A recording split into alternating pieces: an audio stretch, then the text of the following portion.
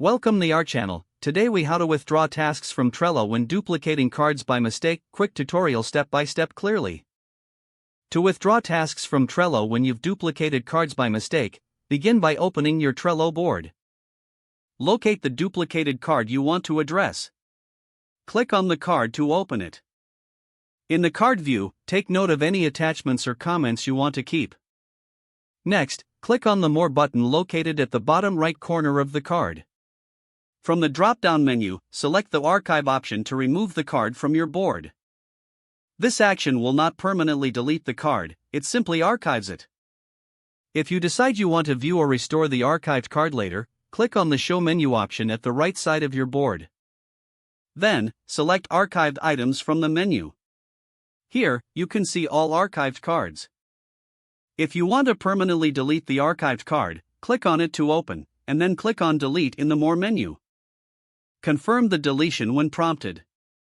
Now, ensure that your task board is tidy and free from unnecessary duplicates. If you need to retrieve any information from the archived card, just restore it first. Simply click Send to Board to bring it back. Organizing your cards keeps your Trello workspace efficient. This simple process helps avoid confusion and maintain productivity. If the page does not load, refresh the browser or try again in a private or incognito window.